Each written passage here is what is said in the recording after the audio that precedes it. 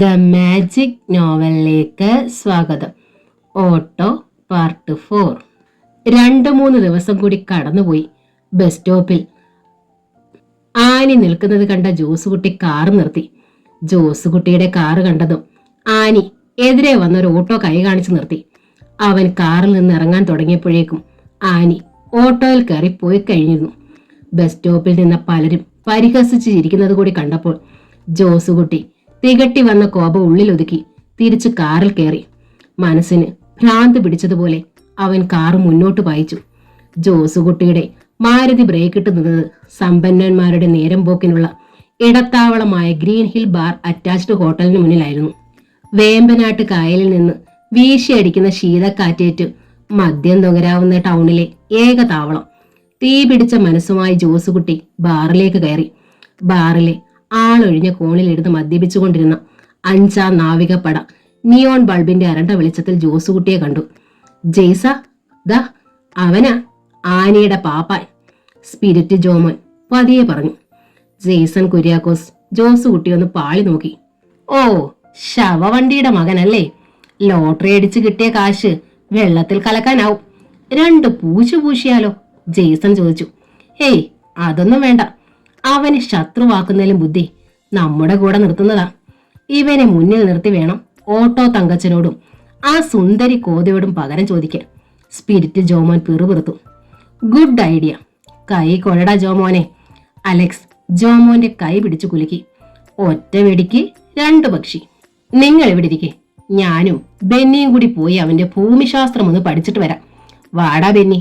ജോമോൻ എഴുന്നേറ്റു. പിന്നാലെ ബെന്നിയെ കുര്യനും. ഒറ്റ വലിക്ക് 3 ലാർജ് അകത്താക്കിയിട്ട് അടുത്തതിന് ഓർഡർ ചെയ്തിട്ടിരിക്കുകയായിരുന്നു ജോസുകുട്ടി. ഹലോ ജോസുകുട്ടി. സ്പിരിറ്റ് ജോമോൻ അവന്റെ അടുത്തേക്ക് വന്നു. ജോസുകുട്ടി മെല്ലെ മുഖമുയർത്തി അവനെ നോക്കി. ജോസുകുട്ടി ഒന്ന് അമർത്തി മൂളിയിട്ട് അടുത്ത ലാർജ് അകത്താക്കി. ജോസുകുട്ടിക്ക് എന്നെ മനസ്സിലായില്ലേ? ഞാൻ ജോമോൻ. സ്പിരിറ്റ് ജോമോൻ എന്ന് പറഞ്ഞാൽ അറിയാം. ടൗണിലും പുറത്തുമൊക്കെയായി പൊതുജനങ്ങൾക്ക് വേണ്ടി 10-12 ലിക്കർ ഷോപ്പ് നടത്തുന്നുണ്ട്. അച്ഛനപ്പൂപ്പന്മാരുടെ കാലം തൊട്ടേ സ്പിരിറ്റ് എന്നുള്ളത് ഞങ്ങളുടെ ട്രേഡ് മാർക്കാ. ജോമോൻ ഒരു പ്രത്യേക രീതിയിൽ ചിരിച്ചു. ജോസുകുട്ടിക്ക് ആളെ മനസ്സിലായി. അന്ന് ആനിയെ ശല്യപ്പെടുത്താൻ ജീവൻ കുര്യാക്കോസിനോടൊപ്പം ഉണ്ടായിരുന്നവൻ സ്പിരിറ്റ് ജോമോനും ബെന്നി കുര്യനും ജോസുകുട്ടിക്ക് എതിരെയുള്ള സീറ്റിലിരുന്നു.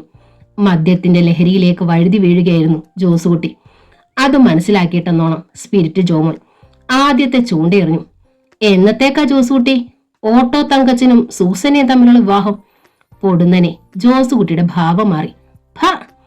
ജയിലിലെ കമ്പിയഴി എണ്ണാൻ നേരം നോക്കിയിരിക്കുന്ന ആ തെണ്ടിക്കെന്റെ പെങ്ങളെ കൊടുക്കാനോ? സ്പിരിറ്റ് ജോമോൻ ഒന്നിളകിയിരുന്നു. ഓട്ടോ തങ്കച്ചനും ജോസുകുട്ടിയും തമ്മിൽ തെറ്റിയിരിക്കുന്നു. തങ്കച്ചന് സൂസനെ കെട്ടിച്ചു കൊടുത്തില്ലെങ്കിൽ അവര് ജോസുകുട്ടിക്ക് ആനയെ കെട്ടിച്ചു തരുമോ? ജോമൻ 2ാമത്തെ ചൂണ്ടയും എറിഞ്ഞു.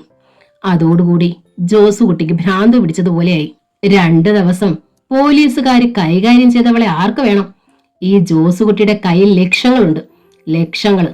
എന്റെ നിലയ്ക്കും വിലയ്ക്കും അനുസരിച്ച് നല്ല തറവാടിത്തമുള്ള പെണ്ണിനെ ഞാൻ കെട്ടും. അപ്പോഴേക്കും ജെയ്സൺ കുര്യാക്കോസും അലക്സും മോട്ടിയും അവിടേക്ക് വന്നു. ജോമോന് വേണോ ലാർജ്? നിങ്ങൾക്കാർക്കേലും വേണോ? വാങ്ങിച്ചോ, ഇഷ്ടം പോലെ വാങ്ങിക്കുടിച്ചോ. ബില്ല് എത്രയായാലും ഈ ജോസുകുട്ടി കൊടുക്കും. ജോസുകുട്ടി നല്ല ഫോമിലായെന്ന് 5-ാം നാവികപ്പടയ്ക്ക് മനസ്സിലായി. ഞങ്ങളെക്കുറിച്ചുള്ള ജോസുകുട്ടിയുടെ തെറ്റിദ്ധാരണ മാറാതെ എങ്ങനെയാ കമ്പനി കൂടുന്നത്? മോട്ടിയാണ് ചോദിച്ചത്. ജെയ്സൺ കുര്യാക്കോസ് അതിന് തുടർച്ചയെന്നോണം പറഞ്ഞു. ജോസുകുട്ടിയും വിചാരിച്ചിട്ടുണ്ടാവും എന്റെ ചേട്ടൻ ജീവൻ ആനിയെ ശല്യപ്പെടുത്താൻ പിന്നാലെ നടന്നാണെന്ന്. സത്യം അതല്ലായിരുന്നു. അവൾ എന്റെ ചേട്ടനെ കറക്കിയെടുക്കുകയായിരുന്നു. ആ വഴിക്ക് കുറെ പണവും അവൾ വാങ്ങിയിട്ടുണ്ട്. എല്ലാത്തിനും സാക്ഷി ഇതാ ഇവനാ, ജോമോൻ. ചേട്ടൻ കൊല്ലപ്പെടുന്ന ദിവസവും ഇവനാ കൂടെ ഉണ്ടായിരുന്നത്. ജെയ്സൺ കുര്യാക്കോസ് ദുഃഖം അഭിനയിച്ചുകൊണ്ട് സ്പിരിറ്റ് ജോമോനെ നോക്കി. ഇനിയിപ്പോ അതൊക്കെ പറഞ്ഞിട്ട് എന്താ കാര്യം? അവള് യക്ഷി. സ്പിരിറ്റ് ജോമോൻ കസേരയിൽ നിന്ന് ചാടി എഴുന്നേറ്റു. ജോസുകുട്ടിക്ക് അറിയുമോ ജീവൻ കുര്യാക്കോസും ആനിയും എത്ര ലോഡ്ജിൽ താമസിച്ചിട്ടുണ്ടെന്നും എവിടെയെല്ലാം ചുറ്റിക്കറങ്ങിയിട്ടുണ്ടെന്നും ഏതെല്ലാം തിയേറ്ററിൽ പോയി സിനിമ കണ്ടിട്ടുണ്ടെന്നും അതിന്റെ പേരിൽ അവൾ ജീവനെ കുറെ വഹിച്ചിട്ടുണ്ട്. ജോസുകുട്ടിയുടെ മുഖത്തെ മാംസപേശികൾ വലിഞ്ഞു മുറുകി. കോപതാപങ്ങളാൽ അവൻ ജ്വലിച്ചു. 5ാം നാവികപ്പടയുടെ 10 കണ്ണുകളും ജോസുകുട്ടിയെ വട്ടമിട്ട് പറക്കുകയായിരുന്നു. ഇപ്പൊ അവള് ഒരു ഓട്ടോക്കാരനുമായി ചുറ്റിയടിക്കുക. അനിയൻ കുഞ്ഞെന്നോ അച്ഛൻ കുഞ്ഞെന്നോ ഏതാണ്ടാ അവന്റെ പേര്. മൂട്ടി അവസാനത്തെ വലയും എറിഞ്ഞു. ജോസുകുട്ടി മുഴുവൻ കേൾക്കാൻ നിന്നില്ല. ഒരു പിഷറൻ കാറ്റുപോലെ ബാറിൽ നിന്ന് ഇറങ്ങി. 5ാം നാവികപ്പട ഊറിച്ചിരിച്ചു. ജോസുകുട്ടിയുടെ ഭാരതി ആനി ജോലി ചെയ്തിരുന്ന ടെലിഫോൺ ബൂത്തിന് മുൻപിൽ ഇരമ്പി നിന്നു. 4-5 പേർ ഫോൺ ചെയ്യാൻ ബൂത്തിലുണ്ടായിരുന്നു. എടി പട്ടിച്ചി ഒരലർച്ചയായിരുന്നു. ആനി ഒരു നടുക്കത്തിൽ മുഖമുയർത്തി. ജോസുകുട്ടി അവൾക്ക് മുന്നിൽ ഒരു പർവ്വതം കണക്കെ നിന്നു. ഓട്ടോ തങ്കച്ചൻ കുത്തിക്കൊന്ന ജീവൻ കുര്യാക്കോസ് നിന്റെ ആരായിരുന്നടി? ആനിക്ക് ശബ്ദിക്കാൻ കഴിഞ്ഞില്ല. ഫോൺ ചെയ്യാൻ നിന്നവർ ഭയന്നിറങ്ങിപ്പോയി. പറയടി, അവൻ നിന്റെ കാമുകനല്ലായിരുന്നോടി? എത്ര പ്രാവശ്യം നീ അവന്റെ കൂടെ ലോഡ്ജ് റൂമിൽ കയറി ഇറങ്ങിയിട്ടുണ്ടടി ചൂലെ?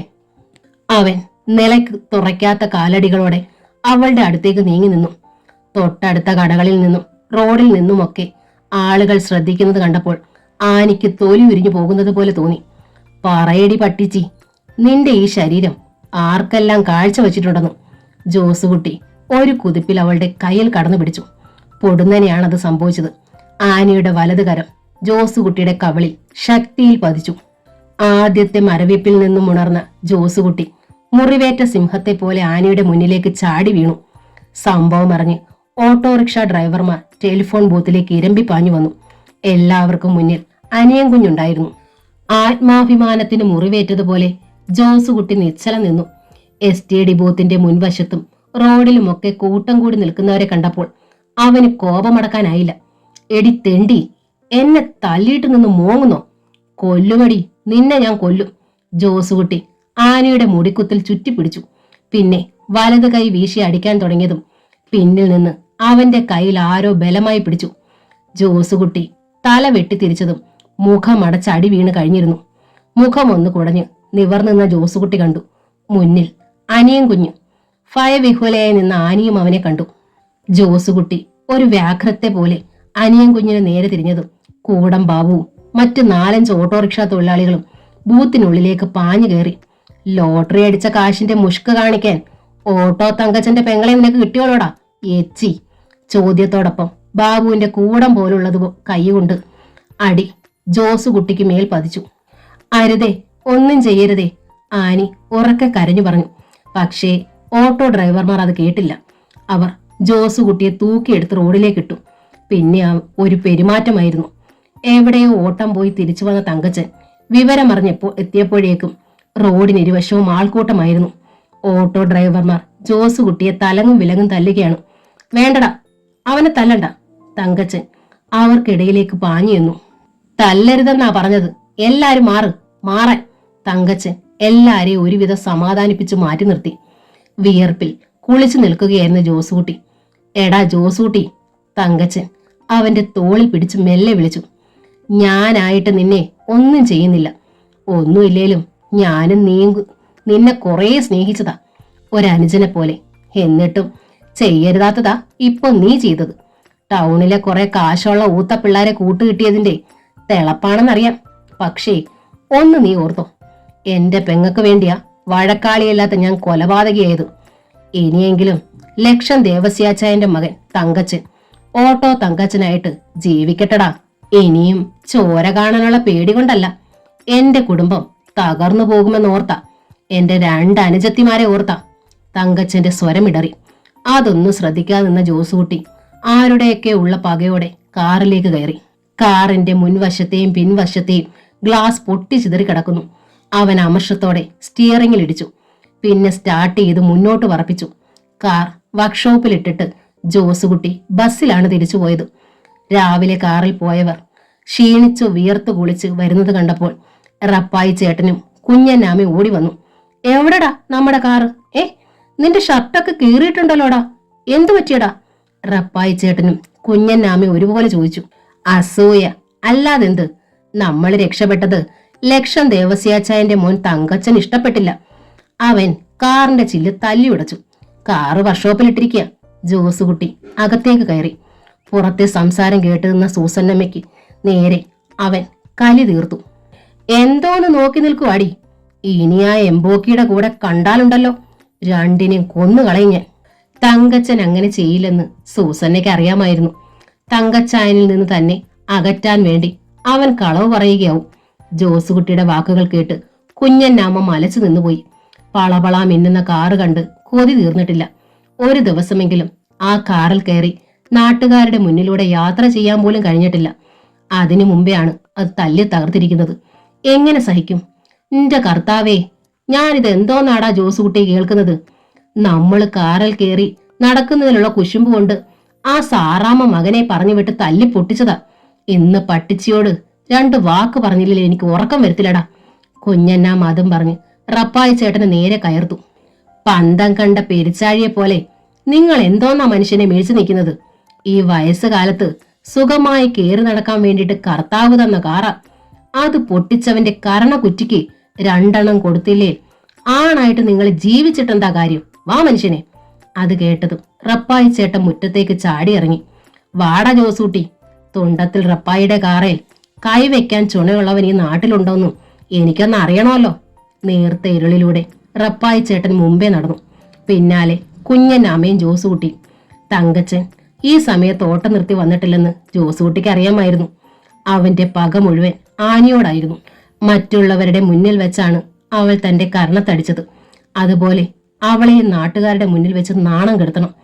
അവർ നടന്നു നീങ്ങുന്നത് ഹൃദയ നൊമ്പരത്തോടെ സൂസനെ നോക്കി നിന്നു. എന്നെങ്കിലും ഒരിക്കൽ തങ്കച്ചായന്റെ ഭാര്യയായി താൻ കടന്നു ചെല്ലേണ്ട വീട്ടിലേക്കാണ് അപ്പച്ചനും അമ്മച്ചിയും ജോസുകുട്ടിയും യുദ്ധത്തിന് പോകുന്നതെന്ന് ഓർത്തപ്പോൾ അവളുടെ ഉള്ളം പിടഞ്ഞു. പോകരുതേന്ന് അപ്പച്ചന്റെയും ജോസുകുട്ടിയുടെയും കാല് പിടിച്ച് യാചിക്കണമെന്നുണ്ടായിരുന്നു. പക്ഷേ അവൾക്ക് ശബ്ദിക്കാൻ പോലും കഴിഞ്ഞില്ല. 2 കുടുംബവും തമ്മിൽ അകലുകയാണ്. ഇനി ഒരിക്കലും വിളക്കി ചേർക്കാനാവാത്ത വിധം ബന്ധങ്ങളുടെ കണ്ണി അറ്റുപോവുകയാണ്. വാതിൽപ്പടിയിൽ മുഖം ചേർത്ത് വെച്ച് വിങ്ങി വിങ്ങി കരയുന്ന സൂസന്ന തങ്കച്ചന്റെ വീട്ടിൽ നിന്ന് റപ്പായി ചേട്ടന്റെ അലർച്ച കേട്ട് ഞെട്ടിപ്പിടഞ്ഞ് മുറ്റത്തേക്കിറങ്ങി. എടാ ദേവസ്യ, എവിടടാ നിന്റെ പുന്നാര മോൻ? ഇങ്ങോട്ട് വിളിക്കടാ ആ നായിന്റെ മോനെ. ടൗണിൽ നിന്ന് വന്ന് അന്നത്തെ കളക്ഷൻ എണ്ണി തിട്ടപ്പെടുത്തുകയായിരുന്നു ദേവസ്യ ചായൻ. അലർച്ച കേട്ട് തിണ്ണയിലേക്ക് ഇറങ്ങി വന്നു. തൊട്ടു പിന്നാലെ സാറാ ചേട്ടത്തി ഉണ്ടായിരുന്നു. വിളിക്കടാ ആ ചട്ടമ്പീനെ.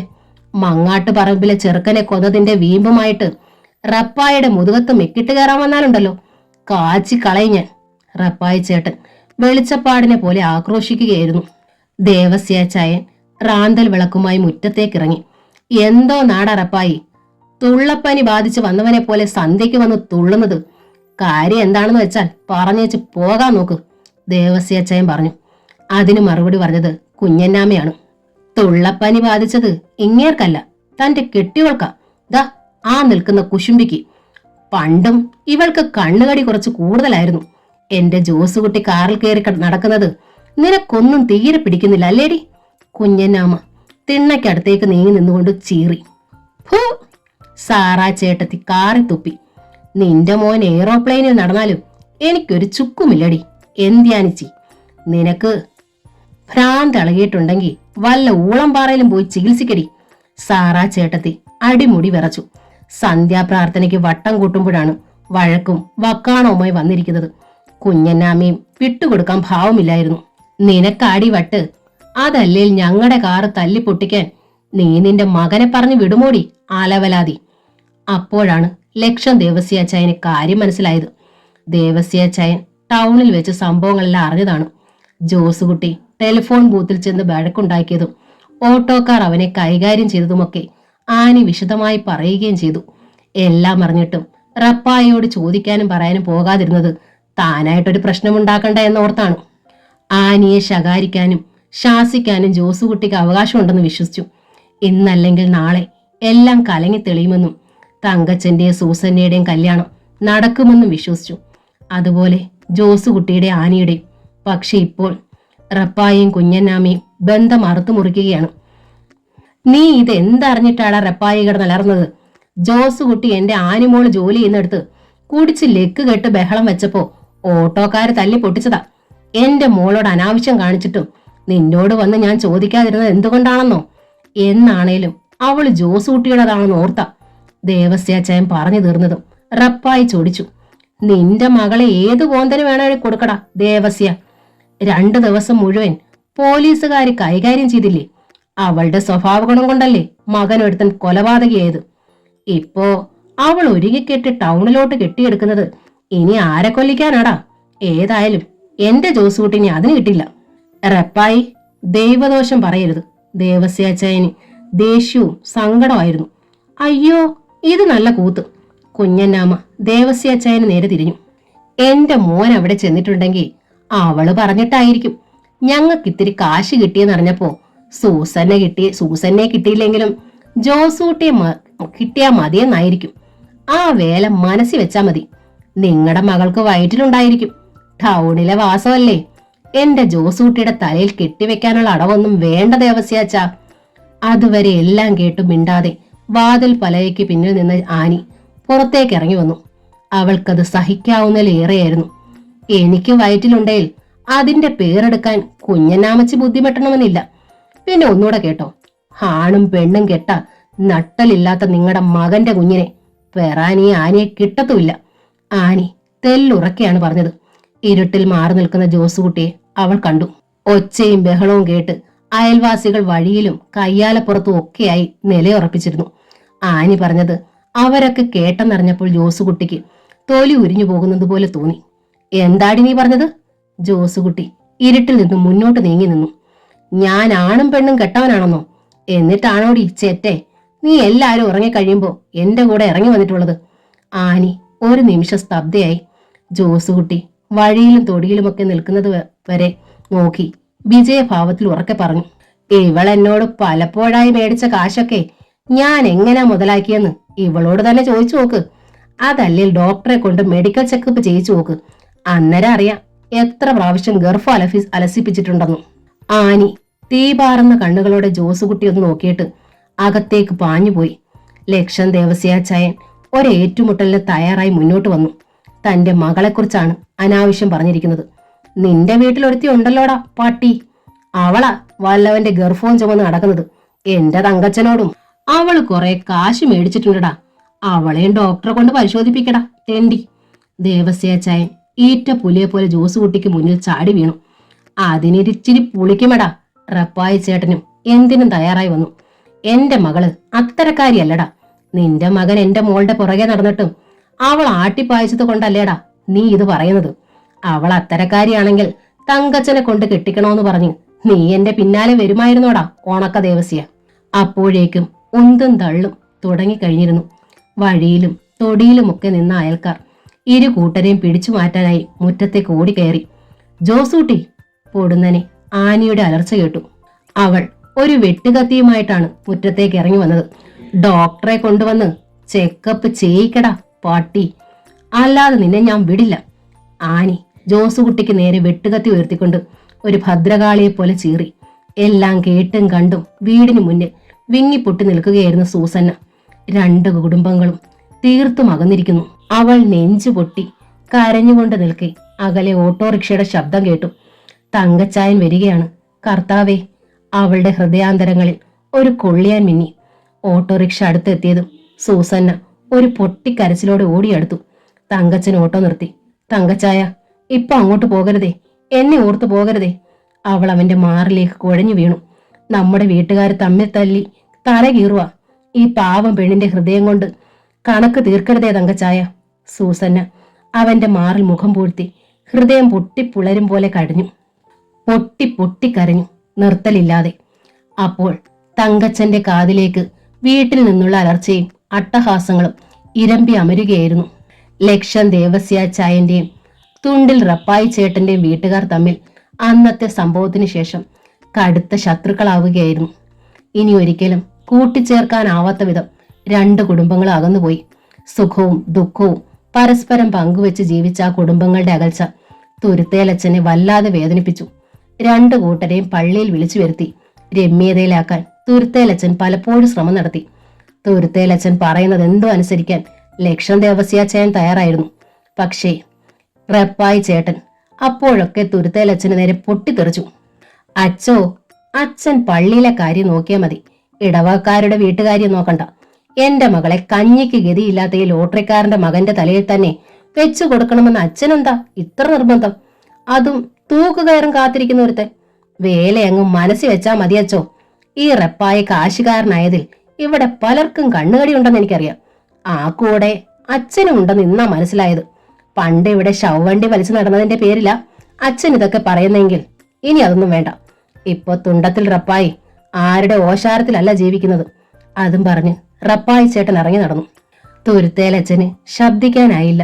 ഏറെ നേരം കഴിഞ്ഞ് അച്ഛൻ ദേവസ്യാച്ചായനെ ആശ്വസിപ്പിച്ചു. സാരമില്ല ദേവസ്യാച്ച, കുറച്ച് പണം കിട്ടിയപ്പോ റപ്പായിയുടെ കണ്ണിൽ അന്ധകാരം പടർന്നിരിക്കുക. ഒക്കെ മാറും, അതുവരെ കാത്തിരിക്കെ. ദേവസ്യാച്ചായൻ മറുപടി ഒന്നും പറഞ്ഞില്ല. ദിവസങ്ങൾ കഴിഞ്ഞു. റപ്പായി ചേട്ടന്റെ ഇരുനില ബംഗ്ലാവിന്റെ പണി പുരോഗമിച്ചുകൊണ്ടിരുന്നു. പണിതുയരുന്ന വീടിന്റെ സൗന്ദര്യം നോക്കി റപ്പായി ചേട്ടനും കുഞ്ഞന്നാമയും സദാസമയവും വഴിയിൽ നിൽപ്പാണ്. ആരെങ്കിലും വഴിയെ നടന്നു പോയാൽ അവര് കേൾക്കാൻ വേണ്ടി റപ്പായച്ചൻ പണിക്കാർക്ക് ഉറക്കെ നിർദ്ദേശം കൊടുക്കും. നിങ്ങൾ ഇത് എന്തൊരു പണിയാ കാണിക്കുന്നത്? മുൻവശം ലേശം കൂടി പൊങ്ങിക്കോട്ടെ. സിമെന്റും കമ്പിയും ഒന്നും കുറയ്ക്കണ്ട. ലക്ഷങ്ങൾ മുടക്കി വീട് പണിയുമ്പോ അതിന്റെ ഗമയിൽ തന്നെ പണിയണം. ലക്ഷം ദേവസ്യാച്ചായനെയോ മക്കളെയോ കണ്ടാൽ റപ്പായി ചേട്ടന്റെ വീറും വാശിയും വർദ്ധിക്കും. അപ്പോൾ അവരെ പരിഹസിക്കാൻ വേണ്ടി ഉറക്കെ വിളിച്ചു പറയും, ഇവിടെ മുഴുവൻ അസൂയക്കാരാ. കണ്ണ് കിട്ടാതിരിക്കാൻ എന്തേലും കോലം മുൻവശത്ത് കെട്ടി തൂക്കണം. ഒരു ദിവസം ആനി അതുവഴി പോയപ്പോഴും റപ്പായി ചേട്ടൻ ഭാര്യയോടായി അങ്ങനെ വിളിച്ചു പറഞ്ഞു. അത് കേട്ട് ആനി തിരിഞ്ഞു നിന്നു. അതെന്തിനാ കോലമുണ്ടാക്കി വെറുതെ കാശ് കളയുന്നത്? അപ്പച്ചനും കുഞ്ഞന്നാമ്മച്ചിയും കെട്ടിടത്തിന്റെ മുകളിൽ കയറി മാറി മാറി നിന്നാ മതി, ഒരു കണ്ണും കിട്ടത്തില്ല. പിന്നീട് റപ്പായിച്ചൻ ആ പരിഹാസം അവസാനിപ്പിച്ചു. അപ്പച്ചന്റെ അമ്മച്ചിയുടെയും പരിഹാസം കേൾക്കുമ്പോൾ സൂസന്നയുടെ നെഞ്ചു വിങ്ങുമായിരുന്നു. വീട് പണി നോക്കാനെന്ന വ്യാജേന പലപ്പോഴും ജെയ്സൺ കുര്യാക്കോസും സ്പിരിറ്റ് ജോമോനും ജോസുകുട്ടിയോടൊപ്പം അവിടെ വന്നുകൊണ്ടിരുന്നു.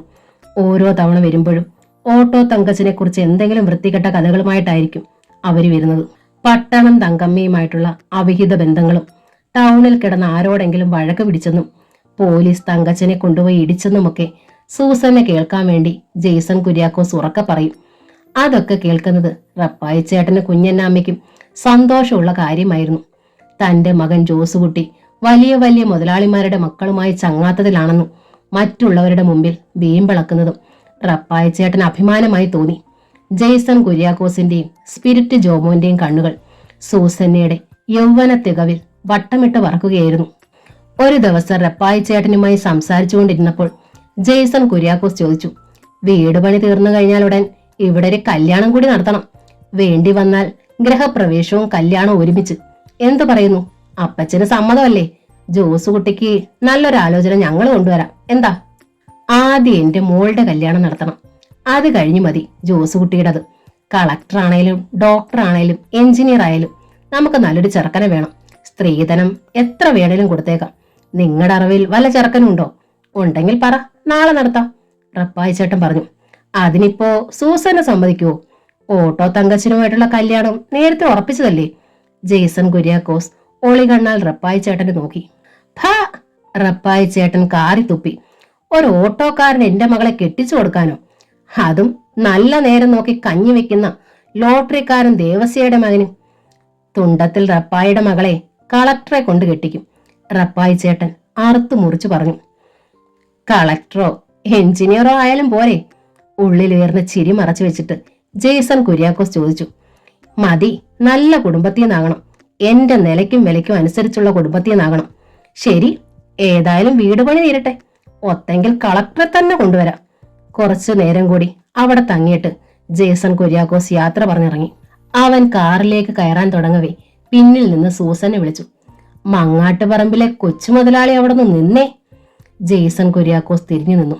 സൂസനെ കണ്ടതും അവന്റെ കണ്ണുകൾ തിളങ്ങി. അല്ല, മങ്ങാട്ടുപറമ്പിലെ കൊച്ചു മുതലാളി എന്നു മുതലാ ബ്രോക്കർ പണി തുടങ്ങിയത്? ജെയ്സൺ കുര്യാക്കോസിന്റെ മുഖത്തെ പുഞ്ചിരി മാഞ്ഞു. എന്റെ വിവാഹകാര്യത്തിൽ മങ്ങാട്ടുപറമ്പിലെ കൊച്ചു മുതലാളി ബുദ്ധിമുട്ടണ്ട.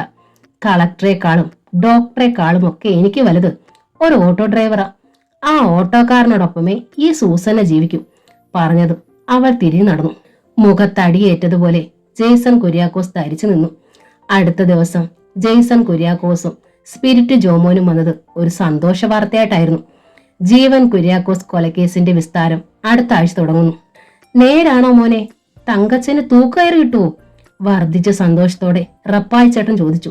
ജീവപര്യന്തം ഉറപ്പാ. തൂക്കുകയറ് കൊടുക്കാൻ വേണ്ടിയിട്ടാ ഞങ്ങളിപ്പോ ഓടി നടക്കുന്നത്. സൂസന്നെ കേൾക്കാൻ വേണ്ടി ഉറക്കെയാണ് ജേസൺ കുര്യാക്കോസ് പറഞ്ഞത്. റപ്പായി ചേട്ടനും കുഞ്ഞന്നമ്മയ്ക്ക് സന്തോഷമായി. എല്ലാം കേട്ടപ്പോൾ നെഞ്ചു പൊട്ടി പിളർന്നു പോകുന്നത് പോലെ സൂസന്നയ്ക്ക് തോന്നി. തങ്കച്ചായനെ ശിക്ഷിക്കരുതേ, അവൾ ഉള്ളൊരുക്കി പ്രാർത്ഥിച്ചു. പിറ്റേ ദിവസം രാവിലെ റപ്പായി ചേട്ടനും കുടുംബവും പള്ളിയിലേക്ക് പോയി. PG സിൽക്കിന്റെ ജുബായും ഡബിൾ വേഷ്ടിയും സ്വർണ്ണ ഫ്രെയിമുള്ള കണ്ണടയും ഒക്കെ റപ്പായി ചേട്ടനെ ഒരു മുതലാളിയാക്കിയിരുന്നു. ജോസുകുട്ടിയാണ് കാർ ഓടിച്ചത്. പള്ളിയിലേക്ക് ധാരാളം ആളുകൾ ഇടവഴിയിലൂടെ നീങ്ങിക്കൊണ്ടിരുന്നു. പള്ളിയിലേക്കുള്ള വളവ് തിരിഞ്ഞതും തങ്കച്ചന്റെ ഓട്ടോറിക്ഷ മെല്ലെ നീങ്ങുന്നുണ്ടായിരുന്നു. ലക്ഷം ദേവസ്യാച്ചായനും കുടുംബവുമായിരുന്നു ഓട്ടോയിൽ. സ്ത്രീകളും കുട്ടികളും ഒക്കെ വഴി നിരന്നു പോകുന്നത് കൊണ്ട് തീരെ സാവധാനമാണ് തങ്കച്ചൻ ഓട്ടോ ഓടിച്ചത്. തൊട്ടു പിന്നിൽ മാരുതിയും. ജോസുകുട്ടി തുടരെ തുടരെ മ്യൂസിക്കൽ ഹോൺ അടിച്ചിട്ടും ഓട്ടോ സൈഡ് കൊടുത്തില്ല. പാട്ടവണ്ടി മാറ്റിനടാ തെണ്ടി. റപ്പായി ചേട്ടൻ തല പുറത്തേക്കിട്ട് അലറി. ഓട്ടോറിക്ഷ നിന്നു. തങ്കച്ചൻ മെല്ലെ പുറത്തേക്ക് ഇറങ്ങി. കാറിൽ നിന്ന് റപ്പായി ചേട്ടനും ചാടി ഇറങ്ങി. എങ്ങോട്ട് നോക്കിയാടാ വണ്ടി ഓടിക്കുന്നത്? മാറ്റടാ പാട്ടവണ്ടി. റപ്പായി ചേട്ടൻ ആക്രോശിച്ചു. തങ്കച്ചൻ പുഞ്ചിരിച്ചുകൊണ്ട് ഓട്ടോയിൽ ചാരി നിന്നു. മറ്റുള്ളവർ ശ്രദ്ധിക്കുന്നത് കണ്ടപ്പോൾ റപ്പായി ചേട്ടന് വീറ് വർദ്ധിച്ചു. എന്തോ നാടാ ഇളിക്കുന്നത്? റപ്പായി ചേട്ടൻ തങ്കച്ചന് നേരെ തിരിഞ്ഞു. അല്ല, ഈ പാട്ടവണ്ടി മാറ്റാൻ റപ്പായി ചേട്ടൻ പറഞ്ഞത് കേട്ട് ചിരിച്ചതാ. ഈ പാട്ടവണ്ടി ഓടിയ കാശുകൊണ്ട് കള്ള് കുടിച്ചിട്ടുള്ളത് റപ്പായി ചേട്ടൻ മറന്നു കാണും. പക്ഷേ റേഷൻ മേടിക്കാൻ പലപ്പോഴായി ഈ പാട്ടവണ്ടി ഓടിയ കാശ് മേടിച്ചതൊക്കെ റപ്പായി ചേട്ടന് അത്ര പെട്ടെന്ന് മറക്കാൻ പറ്റുമോ? തങ്കച്ചൻ ചിരിച്ചുകൊണ്ട് ചോദിച്ചു. മറ്റുള്ളവർ കേൾക്കെ പഴയ കാര്യങ്ങൾ പറഞ്ഞപ്പോൾ നാണക്കേട് തോന്നി. അപ്പോഴേക്കും കുഞ്ഞന്നാമ്മ കാറിൽ നിന്ന് ചാടി ഇറങ്ങി. എന്തുവാടാ നീ പറഞ്ഞത്? ഈ പാട്ടവണ്ടി ഓടിച്ച കാശുകൊണ്ടാണ് ഞങ്ങൾ കഞ്ഞി വെച്ചതെന്നോ? എടാ, ദേവദോഷം പറഞ്ഞാൽ നാക്കേൽ പുണ്ണു വരും.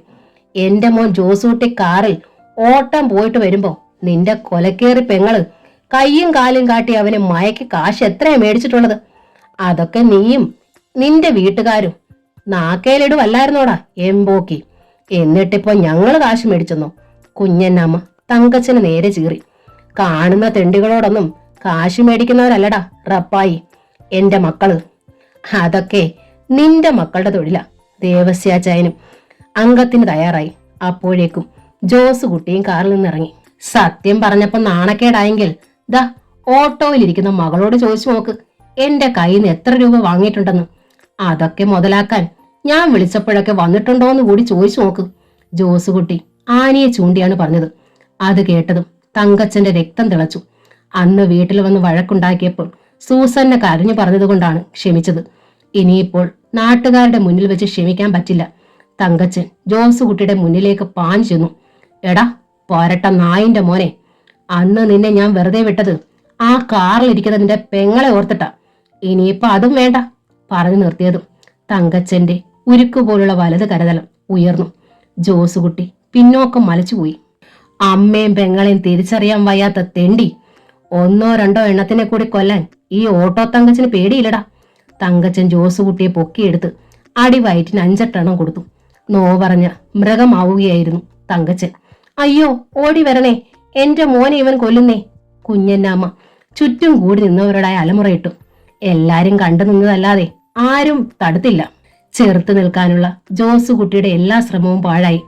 തങ്കച്ചന്റെ കൈക്കരുത്തിന് മുന്നിൽ അവനൊന്നും ചെയ്യാൻ കഴിഞ്ഞില്ല. ഒടുവിൽ വെട്ടിയിട്ട വാഴത്തടി പോലെ ജോസുകുട്ടി കുഴഞ്ഞ് താഴെ വീണു. തങ്കച്ചൻ ഒരു കുതിപ്പിൽ ഓട്ടോയിൽ നിന്ന് കമ്പിവടിയെടുത്തു. പിന്നെ കാറിന്റെ മുൻവശത്തെ ചില്ല് തല്ലി തകർത്തു. പിൻവശത്തെ ഗ്ലാസ് അടിച്ചു പൊട്ടിക്കാൻ തുടങ്ങിയതും കാറിനുള്ളിൽ നിന്ന് തേങ്ങലിന്റെ നേർത്തൊരു ചീള് അവന്റെ കാതിലേക്ക് അരിച്ചു കടന്നു. മതി തങ്കച്ചായ, മതി. ഇതൊന്നും കാണാനുള്ള ശക്തി എനിക്കില്ല. സൂസന്ന മുഖം പൊത്തി കരഞ്ഞു. തങ്കച്ചൻ 1-2 നിമിഷം അവളെ നോക്കി നിന്നു. പിന്നെ ഇരുമ്പുവടി ദൂരേക്ക് വലിച്ചെറിഞ്ഞിട്ട് നടന്നു. ജോസുകുട്ടിയെ റപ്പായ ചേട്ടനെ കുഞ്ഞന്നാമ്മയെ താങ്ങി എഴുന്നേൽപ്പിച്ചു. ഇപ്പൊ ജയിച്ചു എന്ന് കരുതണ്ടടാ തങ്കച്ച, നീ ചെവിയാൽ നുള്ളിക്കോ. തുണ്ടത്തിൽ ജോസുകുട്ടിയാ പറയുന്നത്. 24 മണിക്കൂറിനകം ഇതിന് ഞാൻ പകരം വീട്ടും. ജീവനോടെ നീ ഇനി പള്ളിയിൽ വരില്ലടാ പട്ടി. ജോസുകുട്ടിക്ക് വാക്കൊന്നേ ഉള്ളടാ. നാട്ടുകാർ കേൾക്കെ ജോസുകുട്ടി വിളിച്ചു പറഞ്ഞു. തങ്കച്ചൻ അത് ശ്രദ്ധിക്കാതെ ഓട്ടോയിൽ കയറി. തങ്കച്ചന്റെ കേസിന്റെ വിസ്താരം തുടങ്ങി. കേസിന്റെ ആവശ്യത്തിന് പണം തികയാതെ വന്നപ്പോൾ വീടിരിക്കുന്ന സ്ഥലം പണയപ്പെടുത്തി. ഉച്ച കഴിഞ്ഞാണ് തങ്കച്ചൻ കോടതിയിൽ നിന്ന് വന്നത്. അന്ന് ദേവസ്യാച്ചായൻ ലോട്ടറി വിൽക്കാൻ പോയില്ല. ആനിയും അവധിയെടുത്തു. തങ്കച്ചൻ വരുന്നതും കാത്ത് വീട്ടിലെല്ലാവരും മുറ്റത്ത് നിൽപ്പുണ്ടായിരുന്നു. എന്തായടാ തങ്കച്ച, വെറുതെ വിടുവോ? ദേവസ്യാച്ചായൻ ചോദിച്ചു. വിസ്താരം തുടങ്ങിയതല്ലേ ഉള്ളൂ, വിധി പറയാൻ ഇനിയും മാസങ്ങൾ പിടിക്കും. അവൻ അതും പറഞ്ഞ് ഓട്ടോ സ്റ്റാർട്ട് ചെയ്തു. ഇന്ന് നീ എവിടെ പോകുവാടാ? സാറാ ചേട്ടത്തി ചോദിച്ചു. ആധാരം ബാങ്കിലിരിക്കുക. വെറുതെ വണ്ടി ഇവിടെ കിടന്നാൽ പൈസ ഉണ്ടാവില്ല. അവൻ വണ്ടി മുന്നോട്ടെടുക്കുന്നതിൽ വിളിച്ചു പറഞ്ഞു. ഇന്ന് രാത്രി മുഴുവൻ ഓടുക. രാവിലെ ഞാൻ വരും. വൈകുന്നേരമാണ് സ്റ്റാൻഡിലെത്തിയതെങ്കിലും തങ്കച്ചന് നല്ല ഓട്ടമായിരുന്നു. എന്തായാലും തങ്കച്ചന് നല്ല വരശ. ഇതെന്താ, വല്ല കൂടോത്രം ചെയ്തിട്ടുണ്ടോ തങ്കച്ച? കൂടം ബാബു കളിയാക്കി ചോദിച്ചു. നല്ല വൃത്തിക്ക് വണ്ടിയിൽ ഇരുന്നാ മതി, ഓട്ടം താനെ കിട്ടിക്കോളും. തങ്കച്ചൻ ചിരിച്ചു. സന്ധ്യ ആയതോടെ പല ഓട്ടോയും സ്റ്റാൻഡ് വിട്ടു. തങ്കച്ചനും കുറച്ചു പേരും മാത്രമായി സ്റ്റാൻഡിൽ. ഫസ്റ്റ് ഷോ സിനിമ വിട്ടപ്പോൾ തങ്കച്ചന് ഒരു 2 ലോങ് ഓട്ടം കിട്ടി. തിരിച്ച് സ്റ്റാൻഡിലെത്തിയത് സെക്കൻഡ് ഷോ വിട്ടതിന് ശേഷമാണ്. ഇനി ഉടനെയൊന്നും ഓട്ടം കിട്ടില്ലെന്ന് അറിയാവുന്നതുകൊണ്ട് തങ്കച്ചൻ സീറ്റിൽ കയറി കിടന്നു. ചെറിയൊരു മയക്കം പിടിച്ചപ്പോഴാണ് ആരോ തട്ടി വിളിച്ചത്. തങ്കച്ചൻ ചാടി എഴുന്നേറ്റു. ഒരു മരണം അറിയിക്കാൻ പോകണം, വളരെ അത്യാവശ്യമാ, വന്നവരിൽ ഒരാൾ പറഞ്ഞു. തങ്കച്ചൻ ചുറ്റിലും നോക്കി. സ്റ്റാൻഡിൽ ഒരു വണ്ടിയില്ല. എങ്ങോട്ടാ? അവൻ കണ്ണു തിരുമ്മിക്കൊണ്ട് ചോദിച്ചു. കുമരകത്ത, ചന്തക്കവല. തങ്കച്ചൻ പിന്നെ ഒന്നും ചോദിച്ചില്ല. വണ്ടി സ്റ്റാർട്ട് ചെയ്തു. 3 പേരാണ് വണ്ടിയിൽ കയറിയത്. വഴിയിൽ ഒരൊറ്റ മനുഷ്യജീവി പോലുമില്ല. ഇല്ലിക്കൽ കവല കഴിഞ്ഞതും കഴുത്തിലൂടെ എന്തോ എഴിയുന്നത് പോലെ തങ്കച്ചന് തോന്നി. ഒരു നടുക്കത്തിൽ പിന്തിരിഞ്ഞു നോക്കാൻ തുടങ്ങിയതും അവന്റെ കഴുത്തിൽ പ്ലാസ്റ്റിക് കെയർ മുറുകിക്കഴിഞ്ഞിരുന്നു. ഒന്ന് നിലവിളിക്കാൻ പോലും ആകാതെ തങ്കച്ചൻ പിടഞ്ഞു. അപ്പോഴേക്കും ഓട്ടോറിക്ഷയ്ക്ക് മുന്നിൽ ഒരു കാർ ബ്രേക്കിട്ട് നിന്നു. സാറാ ചേട്ടത്തിയും ആനിയും ഷൈനിയും വഴിക്കണ്ണുമായി വീട്ടുമുറ്റത്ത് കാത്തുനിന്നു. ദേവസ്യാച്ചായൻ തങ്കച്ചനെ അന്വേഷിച്ച് ടൗണിലോട്ട് പോയിട്ട് ഏറെ നേരമായി. സെക്കൻഡ് ഷോ സിനിമ കഴിയുന്നതുവരെ തങ്കച്ചൻ ഓട്ടോ ഓടിക്കാറുള്ളൂ. അത് കഴിഞ്ഞാൽ വീട്ടിൽ തിരിച്ചെത്തുകയാണ് പതിവ്. നേരം പുലർന്നിട്ടും തങ്കച്ചനെ കാണാത്തത് കൊണ്ട് ദേവസ്യാച്ചായൻ അന്വേഷിച്ചു പോയിരിക്കുകയാണ്. നിമിഷങ്ങൾക്കൊഴിയവേ ആനി കരച്ചിലിന്റെ വക്കോളമെത്തി. ജോസുകുട്ടിയുടെ വാക്കുകൾ അവളുടെ ഉള്ളിൽ ഇടിമുഴക്കങ്ങളായി. 24 മണിക്കൂറിനുള്ളിൽ തങ്കച്ചായനോട് പകരം ചോദിക്കുമെന്നാണ് ജോസുകുട്ടി വെല്ലുവിളിച്ചിരിക്കുന്നത്. അടുത്ത ഞായറാഴ്ച പള്ളിയിൽ ജീവനോടെ പോകാൻ അനുവദിക്കില്ലെന്ന്. കർത്താവേ! ആനി ഒരു നടുക്കത്തിൽ 2 കൈകളും നെഞ്ചിൽ അമർത്തിപ്പിടിച്ചു. അവളുടെ കണ്ണുകൾ നിറഞ്ഞൊഴുകാൻ തുടങ്ങി. സാറാ ചേട്ടത്തിയുടെയും മക്കളുടെയും നിൽപ്പ് കണ്ട് പന്തികേട് തോന്നിയ അയൽവാസികളിൽ ചിലർ വിവരം അന്വേഷിക്കാനായി അവിടേക്ക് വന്നു. കാര്യം അറിഞ്ഞപ്പോൾ അവർക്കും സംശയമായി. ആരെങ്കിലും തിരക്കാൻ പോയോ? തെക്കതിലെ കുഞ്ഞോമൻ ചോദിച്ചു. ചാച്ചൻ പോയിട്ടുണ്ട്, ഇതുവരെ ചാച്ചനെയും കണ്ടില്ല. ആനി കരയുകയായിരുന്നു. അപ്പോൾ താഴെ ഇടവഴിയിലൂടെ ഓട്ടോറിക്ഷ വരുന്നത് കണ്ട് കറവക്കാരൻ എസ്താപ്പൻ സാറാ ചേട്ടത്തിയോടും മക്കളോടുമായി പറഞ്ഞു. നിങ്ങൾ വെറുതെ കരഞ്ഞു ബഹളം വെക്കാതെ, ദാണ്ടേ തങ്കച്ചന്റെ വണ്ടി വരുന്നുണ്ട്. സാറാ ചേട്ടത്തിയും ആനിയും ഷൈനിയും ഒരു പിടച്ചിലൂടെ വഴിയിലേക്ക് ഓടി. ഓട്ടോ അടുത്തെത്തിയതും അത് തങ്കച്ചായന്റെതല്ലെന്ന് ആനി ഒരു ഞെട്ടലോടെ അറിഞ്ഞു. ഓട്ടോ അവർക്ക് മുന്നിൽ നിന്നു. അപ്പോഴേക്കും ആളുകൾ കൂട്ടം കൂടാൻ തുടങ്ങി. അനിയൻ കുഞ്ഞ് ദേവസ്യാച്ചായനെ താങ്ങി പിടിച്ചു പുറത്തേക്കിറങ്ങി. തങ്കച്ചനെ കണ്ടോ? നിന്റെ മോൻ എന്തേ? സാറാ ചേട്ടത്തി കരച്ചിലിനിടയിൽ ചോദിച്ചു. ദേവസ്യാച്ചായന് ഒന്നും സംസാരിക്കാനുള്ള ശക്തിയില്ലായിരുന്നു. അനിയൻ കുഞ്ഞ് എല്ലാവരെയും സമാധാനപ്പെടുത്തും പോലെ പറഞ്ഞു. നിങ്ങൾ കരയാതെ, തങ്കച്ചനെ അന്വേഷിക്കാൻ ആളുകൾ പോയിട്ടുണ്ട്. ദൂരെ എവിടെയെങ്കിലും ഓട്ടം പോയതായിരിക്കും. അത് കേട്ടതും അവിടെ പൊട്ടിക്കരച്ചിൽ ഉയർന്നു. നിന്റെ കർത്താവേ, നിന്റെ മോൻ എന്തിയാ പറ്റിയേ? നിന്റെ മോനെ റപ്പായിയുടെ മോൻ ചതിച്ചതാണോ കർത്താവേ? സാറാ ചേട്ടത്തി മാറത്തടിച്ച് നിലവിളിച്ചു. കരച്ചിലും ബഹളവും കേട്ട് അയൽക്കാരൊക്കെ ഓടിക്കൂടാൻ തുടങ്ങി. ലക്ഷം ദേവസ്യാച്ചാന്റെ വീട്ടിൽ നിന്നുള്ള കരച്ചിലും അലമുറയും റപ്പായി ചേട്ടന്റെ വീട്ടിലും എത്തി. ആ ലക്ഷം ദേവസ്യയുടെ വീട്ടിൽ നിന്നാണല്ലോ കരച്ചില് കേൾക്കുന്നത്. അവിടെ ആരെങ്കിലും കാഞ്ഞോ? റപ്പായി ചേട്ടൻ ചെവി വട്ടം പിടിച്ചു മുറ്റത്തേക്കിറങ്ങി. പിന്നാലെ കുഞ്ഞന്നാമി. തങ്കച്ചായന്റെ വീട്ടിൽ നിന്നാണ് കരച്ചിലെന്നറിഞ്ഞതോടെ സൂസന്ന പരിഭ്രമത്തോടെ പുറത്തേക്കിറങ്ങി. ഭയചകിതയായി നിൽക്കാനേ സൂസന്നയ്ക്ക് കഴിഞ്ഞുള്ളൂ.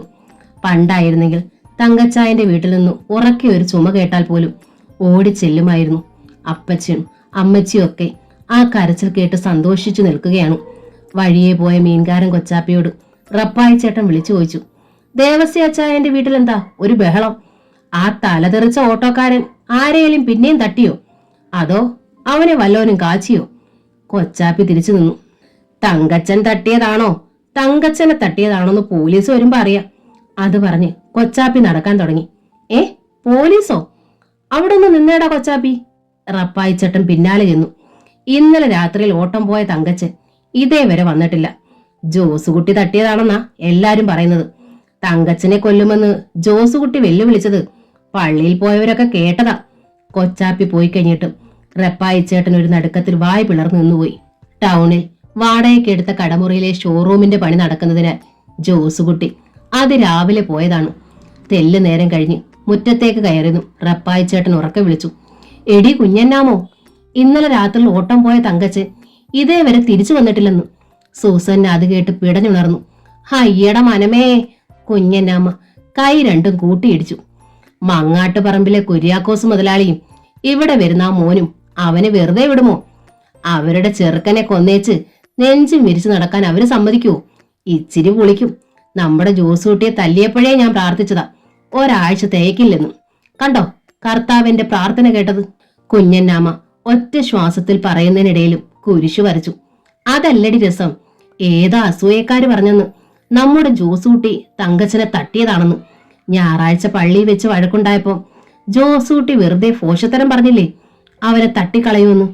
ഇവിടുത്തെ കുറെ എംബോക്കികളൊക്കെ അത് കേട്ടെന്ന്. റപ്പായിച്ചേട്ടൻ തെല്ല് പരിഭ്രമത്തോടെയാണ് പറഞ്ഞത്. അത് കേട്ട് ഹൃദയസ്പന്ദനം പോലും നിലച്ചതുപോലെ നിൽക്കുകയായിരുന്നു സൂസന്ന. കർത്താവേ, ജോസൂട്ടി അത് ചെയ്തോ? എന്നെ വിധവയാക്കിയോ പിതാവേ? സൂസന്ന ഹൃദയം പിളർന്ന് കരഞ്ഞുകൊണ്ട് അകത്തേ കൂടി. പിന്നെ തലയിണയിൽ മുഖം പൂഴ്ത്തി പൊട്ടി പൊട്ടി കരഞ്ഞു. എന്റെ തങ്കച്ചായനൊരു ആപത്തും വരുത്തല്ലേ. ജീവനോടെ എനിക്ക് എന്റെ തങ്കച്ചായനെ തിരിച്ചു തരണേ. കരച്ചിലിനിടയിലും സൂസന്ന മനമുരുകി പ്രാർത്ഥിച്ചു. ഇപ്പോഴും ലക്ഷം ദേവസ്യാച്ചന്റെ വീട്ടിൽ നിന്നും കൂട്ട നിലവിളി ഉയർന്നുകൊണ്ടിരുന്നു. ടൗണിലെ ഓട്ടോ ഡ്രൈവർമാർ മുഴുവൻ ഓട്ടം നിർത്തി തങ്കച്ചന് വേണ്ടിയുള്ള തെരച്ചിൽ നടത്തിക്കൊണ്ടിരുന്നു. പോലീസിലും വിവരം അറിയിച്ചു. അപ്പോഴേക്കും തങ്കച്ചനെ തെരയാൻ പോയ രമണനും സംഘവും സ്റ്റാൻഡിൽ തിരിച്ചെത്തി. ഓട്ടോയിൽ നിന്ന് ചാടിയിറങ്ങിയ രമണൻ ഉറക്കെ വിളിച്ചു പറഞ്ഞു. താഴത്തങ്ങാടി ആറ്റിലൂടെ ഒരു ഓട്ടോറിക്ഷ ഒഴുകി പോകുന്നത് നാട്ടുകാർ കെട്ടിയിട്ടിട്ടുണ്ട്. വാ പോയി നോക്കാം. അത് കേട്ടതും സ്റ്റാൻഡിൽ അവശേഷിച്ച ഓട്ടോക്കാർ മുഴുവൻ താഴത്തങ്ങാടിയിലേക്ക് കുതിച്ചു. ആറിന്റെ ഇരു കരകളിലും ആളുകൾ തിങ്ങിക്കൂടി നിന്നിരുന്നു. ആറ്റിരമ്പിലുള്ള ഒരു പൂപരിശിൽ കെട്ടിയിരിക്കുന്ന ഓട്ടോറിക്ഷ തങ്കച്ചന്റേതാണെന്ന് ഡ്രൈവർമാർ തിരിച്ചറിഞ്ഞു. തങ്കച്ചൻ എന്ത് സംഭവിച്ചു എന്നുള്ള ആകാംക്ഷയും പരിഭ്രമവും ദുഃഖവും ഒക്കെ അവരുടെ മുഖത്ത് നിറഞ്ഞു നിന്നു. ആരോ തങ്കച്ചനെ അപായപ്പെടുത്തിയതാണെന്ന് തന്നെ എല്ലാവരും വിശ്വസിച്ചു. ഒന്നുകിൽ മങ്ങാട്ടുപറമ്പിലുകാർ, അതല്ലെങ്കിൽ തുണ്ടത്തിൽ ജോസുകുട്ടി. ഈ ഭൂമിയിൽ ശത്രുക്കളായി തങ്കച്ചൻ ഇവർ മാത്രമേ ഉള്ളൂ. ചെല്ലപ്പൻ ചേട്ടാ, നമ്മുടെ തങ്കച്ചൻ ജീവനോടെ ഉണ്ടോ? അനിയൻ കുഞ്ഞൊരു വിതുമ്പലോടെ ചോദിച്ചു. യൂണിയൻ ചെല്ലപ്പൻ ശബ്ദിക്കാനാവാതെ നിറകണ്ണുകളോടെ രമണനെ ഒന്ന് നോക്കി. എന്റെ തങ്കച്ചന് ജീവനോടെ കിട്ടിയില്ലേ കൊല്ലും ഞാൻ. ഒന്നിനെ വെറുതെ വിടില്ല. വർദ്ധിച്ച സങ്കടത്തിനിടയിലും വടിവാളൂട്ടൻ രോഷം കൊണ്ടു. പൊടുന്നനെ പോലീസ് ജീപ്പ് ഇരമ്പി വന്നു നിന്നു. SI മിന്നൽ റഷീദും പോലീസുകാരും ജീപ്പിൽ നിന്ന് ചാടിയിറങ്ങി. എന്തോ നാടാ വീഴ്ച നിൽക്കുന്നത്? മാറി നിലടാ. ഒരു ഓട്ടോറിക്ഷ തോട്ടിൽ വീണപ്പം ഓട്ടം നിർത്തി വന്നിരിക്കുന്നു. ഇന്നെന്താടാ പണിമുടക്കോ പ്രകടനമോ വല്ലതും ഉണ്ടോ? ഓട്ടോ ഡ്രൈവർമാരോടായി ഹെഡ് കോൺസ്റ്റബിൾ ചുടല രാമുണ്ണി പരിഹാസത്തോടെ ചോദിച്ചു. സാറേ, ഇത് ഞങ്ങളുടെ കൂടെയുള്ള തങ്കച്ചന്റെ ഓട്ടോയാ. തങ്കച്ചനെ കുറിച്ച് ഒരു വിവരവും ഇല്ല. വെള്ളത്തിൽ മുങ്ങി താഴ്ന്നോന്ന് പോലും അറിയില്ല. കൂടം ബാബു സങ്കടത്തോടെ പറഞ്ഞു. അവൻ ജീവനോടെ തന്നെ ഉണ്ടടാ. പക്ഷെ നാളെ നേരം വെളുപ്പിക്കുന്ന കാര്യം കണ്ടറിയണം. ചെല്ല്. ഏതോ അനാഥനാണെന്നും പറഞ്ഞാ മെഡിക്കൽ കോളേജിൽ നിന്ന് ഇന്റിമേഷൻ വന്നത്. ചെന്ന് നോക്കിയപ്പോഴല്ലേ അറിഞ്ഞത് ബോധമില്ലാതെ കിടക്കുന്നത് നിന്റെയൊക്കെ നേതാവ് ഓട്ടോ തങ്കച്ചനാണെന്ന്. എന്തായാലും സമയം കളയാതെ മെഡിക്കൽ കോളേജിലോട്ട് ചെല്ല്. ചുടല രാമുണ്ണി ശബ്ദമുയർത്തി. നേരാണോ സാറേ?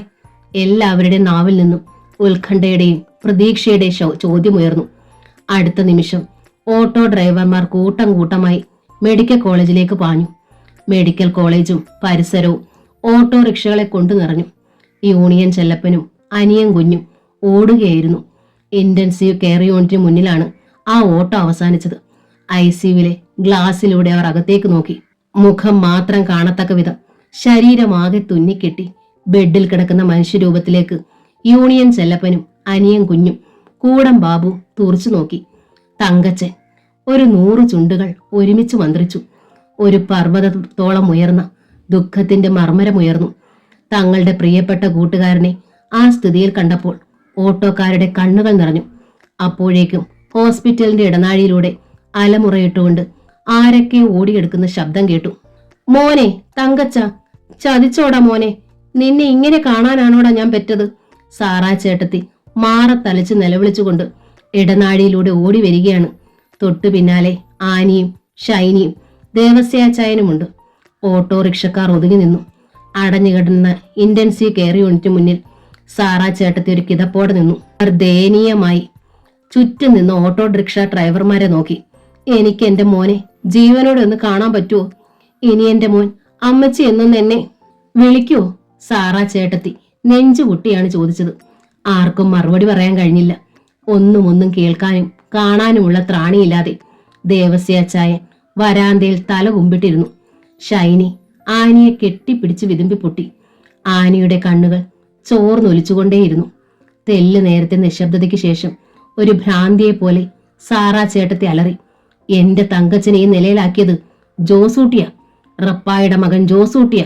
ഞായറാഴ്ച പള്ളിയിൽ ജീവനോടെ പോകാൻ എന്റെ തങ്കച്ചനെ അനുവദിക്കില്ലെന്ന് അവനാ പറഞ്ഞത്, ജോസൂട്ടി. പിന്നെ ഒരു തളർച്ചയോടെ സാറാ ചേട്ടത്തി ഭിത്തിയിലേക്ക് ചാരി നിന്നു. ഓട്ടോ ഡ്രൈവർമാരുടെ നെഞ്ചിൽ വൻ തിരമാലകൾ ആർത്തലച്ചു. ജോസുകുട്ടി ആനി ഷൈനിയിൽ നിന്ന് പിടിവിട്ട് 1-2 ചുവട് മുന്നോട്ട് വെച്ചു. പിന്നെ യൂണിയൻ ചെല്ലപ്പനോടും അനിയൻ കുഞ്ഞിനോടുമായി ഒരു തേങ്ങലോടെ ചോദിച്ചു, സത്യം പറ, തങ്കച്ചായൻ ജീവനോടെ ഉണ്ടോ? അതോ? വാക്കുകൾക്കൊപ്പം ആനിയിൽ നിന്ന് പൊട്ടിക്കരച്ചിൽ ഉയർന്നു. ആനി, കരയരുത്, തങ്കച്ചനൊന്നും സംഭവിക്കില്ല, ദൈവം നമ്മളോടൊപ്പം ഉണ്ട്. ദാ ആ കണ്ണാടിയിലൂടെ ആനി നോക്കിക്കേ, തങ്കച്ചൻ ജീവനോടെ ഉണ്ട്. അത് പറയുമ്പോൾ അനിയൻ കുഞ്ഞിന്റെ കണ്ണുകൾ നനഞ്ഞിരുന്നു. അനിയൻ കുഞ്ഞ് കാണിച്ചിടത്തേക്ക് ആനി എത്തി നോക്കി. മുഖം മാത്രമേ കാണാൻ കഴിയുമായിരുന്നുള്ളൂ. തങ്കച്ചായന്റെ ആ കിടപ്പ് കണ്ടപ്പോൾ അവൾക്ക് സഹിക്കാനായില്ല. ഹൃദയം പിളർന്നു പോകുന്നത് പോലെ തോന്നി. എന്റെ തങ്കച്ചായ! അവൾ ഒരു നിലവിളിയോടെ പിന്നിലേക്ക് മറിഞ്ഞു. അനിയൻ കുഞ്ഞ് അവളെ താങ്ങി പിടിച്ചു. ആ രാത്രിയും തങ്കച്ചന് ബോധം വീണില്ല. ഓട്ടോ ഡ്രൈവർമാരെല്ലാം രാത്രി അവിടെ കാത്തുനിന്നു. തങ്കച്ചനൊന്ന് ചലിച്ചു കാണാൻ, ആ നാവിൽ നിന്ന് വീഴുന്ന സത്യം അറിയാൻ. ജോസൂട്ടിയാണെന്നൊരു വാക്ക് കേട്ടാൽ ആ നിമിഷം അവനെ കൊല്ലാൻ. തങ്കച്ചന് ഇനിയും ബോധം വീണിട്ടില്ല. തുണ്ടത്തിൽ ജോസുകുട്ടിയാണ് തങ്കച്ചനെ വകവരുത്തിയതെന്ന് നാട് മുഴുവൻ പ്രചരിച്ചു. തങ്കച്ചൻ ജീവിച്ചിരുന്നാൽ ജോസുകുട്ടിയുടെ പെങ്ങള് അവന്റെ കൂടെ ഇറങ്ങിപ്പോകുമെന്ന് പേടിയാ. കൊന്നാൽ പേടിക്കണ്ടല്ലോ, വലിയ ശവവണ്ടീനെയും കൊച്ചു ശവവണ്ടീനെയും ഓടിച്ചിട്ടു പട്ടിയെ തല്ലുന്നത് പോലെ കൊല്ലണം. മറ്റത്തിലെ പാപ്പു ചേട്ടൻ രോഷം കൊണ്ടു. ചിലപ്പോ ഓട്ടോക്കാരെല്ലാം കൂടെ അത് ചെയ്യുമെന്നാ തോന്നുന്നേ. ഇതേവരെ തങ്കച്ചന് ബോധം വീണിട്ടില്ല. ജീവിക്കുമെന്നോ മരിക്കുമെന്നോ ഒന്നും തീർത്ത് പറയാൻ ഡോക്ടർമാർക്ക് കഴിയുന്നില്ല. രണ്ടിലൊന്നറിയാൻ കാത്തിരിക്കുക ഓട്ടോക്കാര്. പെയിന്റ് പൊന്നപ്പം പറഞ്ഞു. നാട്ടിലെ സംസാരങ്ങളൊക്കെ സൂസന്നയുടെ കാതിൽ വെത്തി. ആ രാത്രി അവൾ ഉറങ്ങിയതേയില്ല. തങ്കച്ചായന്റെ ജീവനു വേണ്ടി അവൾ കണ്ണീരോടെ പ്രാർത്ഥിച്ചു നേരം വെളുപ്പിച്ചു. തങ്കച്ചായന്റെ അപകടത്തെക്കുറിച്ച് കഴിഞ്ഞ രാത്രി മുഴുവൻ അവളുടെ മനസ്സ് പലവിധ കൂട്ടിക്കിഴിച്ചിലുകൾ നടത്തുകയായിരുന്നു. തങ്കച്ചായനെ കൊല്ലാൻ ശ്രമിച്ചതിന് പിന്നിൽ ആരാണുള്ളത്? മങ്ങാട്ടുപറമ്പിൽ കുര്യാക്കോസ് മുതലാളിയും മകനുമോ? അതോ ജോസുകുട്ടിയോ? പള്ളിയിൽ വെച്ചുണ്ടായ വഴക്കിനൊടുവിൽ ജോസുകുട്ടിയുടെ വെല്ലുവിളി അവളുടെ കാതുകളിൽ ആർത്തലച്ചു. രാവിലെ എവിടേക്കോ പോകാൻ തുടങ്ങുകയായിരുന്നു ജോസുകുട്ടി. സൂസന്ന എല്ലാം തകർന്നവളെ പോലെ അവന് മുന്നിൽ ഒക്കെ ചെന്ന് നിന്നിട്ട് ജോസുകുട്ടിയുടെ ഇരു തോളിലും ശക്തിയിൽ പിടിച്ചുലച്ചു. എന്റെ തങ്കച്ചായനെ കൊന്നിട്ട് ജോസുകുട്ടിക്ക് എന്ത് ലാഭമാണ് കിട്ടുന്നത്? പറയാൻ. ഏതോ ഒരു തെണ്ടിക്ക് വേണ്ടി എന്നെ ചോദ്യം ചെയ്യാൻ വരുന്നോടി പട്ടിച്ചി. ജോസുകുട്ടി കോപതാപങ്ങളാൽ ജ്വലിച്ചു. അവൻ കൈ നിവർത്തി അവളുടെ കവിളിൽ ആഞ്ഞടിച്ചു. പൊക്കോ എന്റെ മുമ്പീന്ന്.